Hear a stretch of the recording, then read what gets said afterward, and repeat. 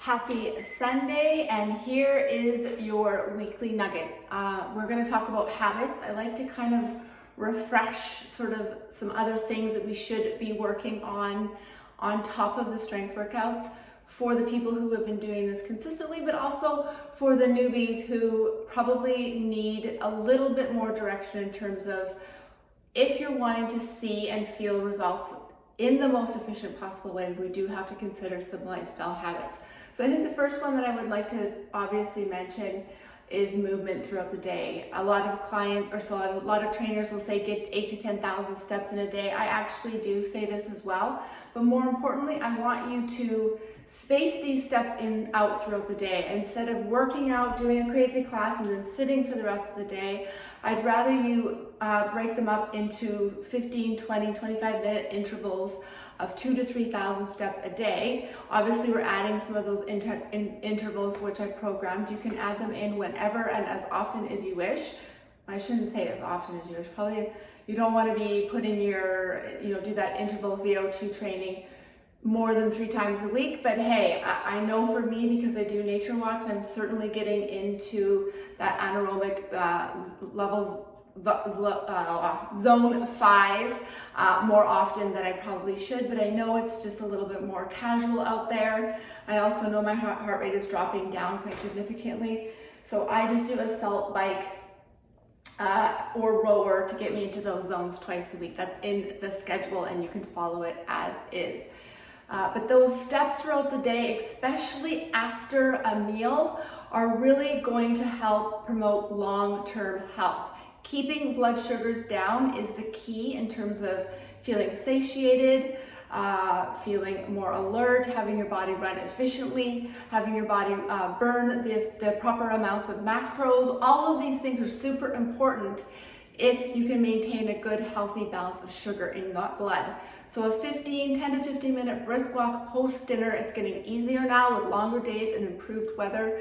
There's absolutely no reason that we cannot try to space these steps out throughout the day. You'll enjoy those evening walks more than you realize. Trust me, they are life-changing and incredibly healthy to do post meal. And the other thing is just stand more than you're sitting. So if you're an office person, which a few of you are inside of this program, you really want to either remind yourself every 50 minutes to get up and move, or buy yourself a stand-up desk. That is a game changer. I have my island in my kitchen. I literally stand. I'm more alert. My body feels less pain when I get up. It's just overall so much healthier. So think neat, non-exercise activity thermogenesis. That is all the activity that you do that is not formulated or termed exercise.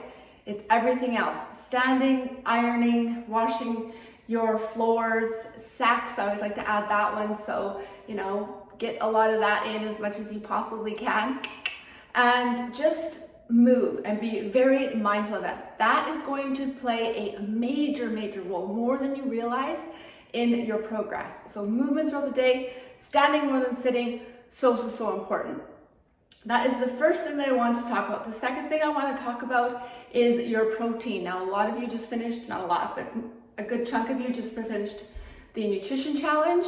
And I will just remind those of you who did not that protein is going to be the essential building blocks, the macro that is going to make the biggest differences in the way you look. For many reasons, it gets rid of sugar cravings. Please don't tell me it doesn't. If you're eating enough protein, you definitely will not crave the sugar that you once were, but you have to get enough in. One of the biggest things and the best habits that I got myself into is getting up and taking 2 scoops of whey, which is 50-ish grams of protein, tub of water, shake it, make sure your shaker is not plastic. Just health-wise, right? We don't want those plastics inside of our bodies, so get a metal shaker. Thank you, Amber, for reminding me a few years ago about the importance of that. And just get that down first thing in the morning. Brings those sugars down. It's going to give you the proper fuel and sip it throughout your workout. If you're a 6 a.m. working out, bring it down and sip throughout it. Have your water, but make sure that you're getting that in first thing in the morning. And that's 50 grams straight away. I tell you ladies, I would not get my required protein in if I did not do the 2 scoops of whey each day. Other times, another good time to do it is 3 o'clock in the afternoon.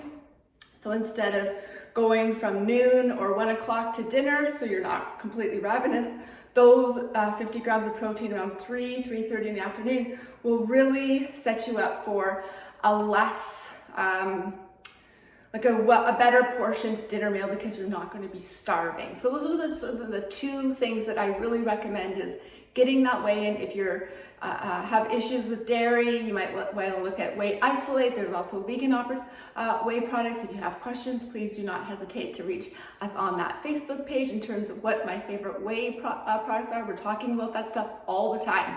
So those are the 2 things that I really want for the next couple of weeks at least, or until I add on to some of these habits, as really, really important reminders to continue to focus on. Remember, if working out is already a big adjustment for you, then that's all I want you to worry about for now. Just focus on that, and there's going to be lots of time to move into better habits that are going to just continually improve you each day. Do not try to change everything at once, because your expectations they'll be too high. We want to manage those expectations, but we also want to establish a long-term healthy lifestyle that's going to involve these things forever.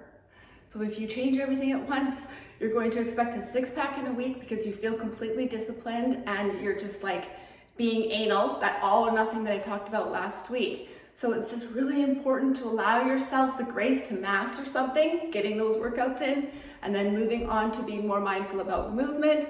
And then of course, nutrition has to be something that is a priority when wanting to improve everything, not just how you look. Your body is going to feel less pain, less discomfort, less aches and pains if you are putting the proper building blocks in. So if you're putting more of the proper foods in, you're putting less of the foods that are less desirable, i.e. going to encourage more inflammation in the body. Ladies, most of us are now in a phase of our life where we really have to make sure, and I know this because Sabine, one of my long-term clients, said when she joins the nutrition club, she starts moving better because she starts feeling better. So if one of your problems is aches and pains, maybe an improvement in some nutritional habits would improve or would help you too. So that's it for today. Have a great week. I'm still eagerly waiting for some of you to pop up there. No time like the present, ladies. I'm back here on the other side of the app cheering you on. So let's go.